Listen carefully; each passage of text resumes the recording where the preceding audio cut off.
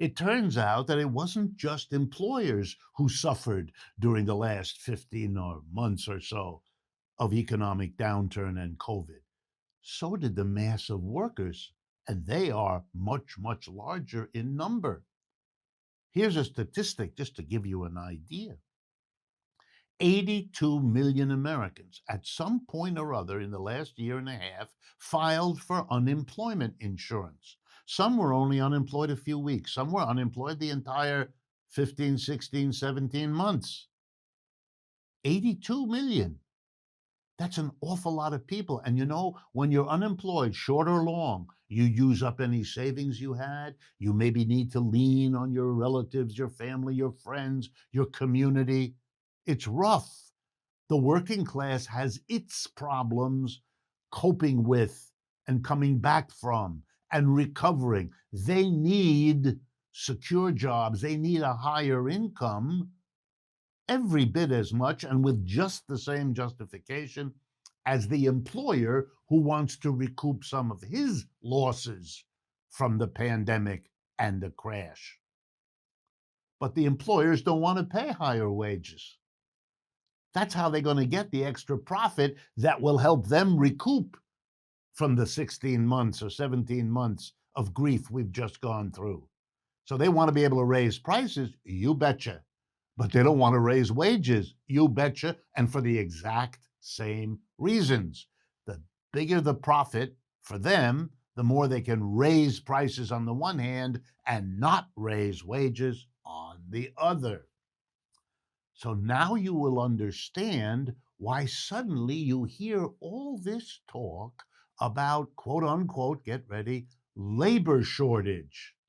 What an interesting idea, and what total nonsense.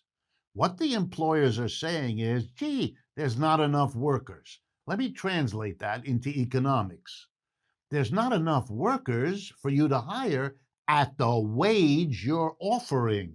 You're offering as much or less than you used to pay because you want to make profits, which is what you're in business to get.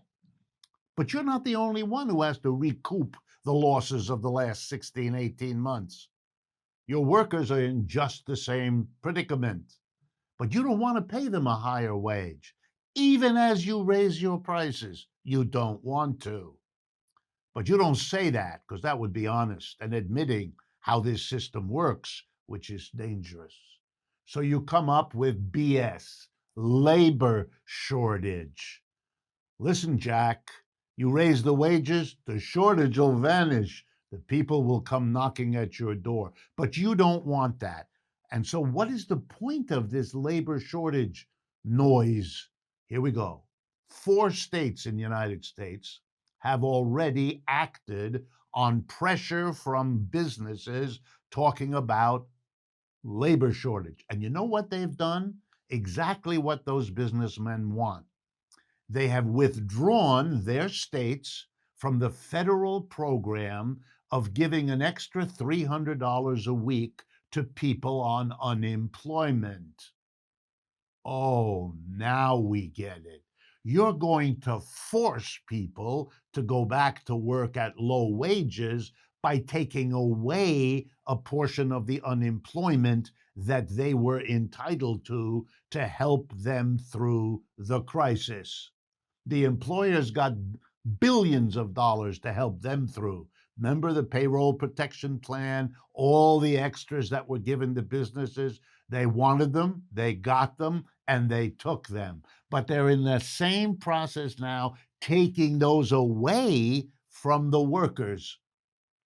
The businesses got millions. The workers got a few $100s extra a week for a limited number of weeks. But who cares in the capitalist system? The employer is taking away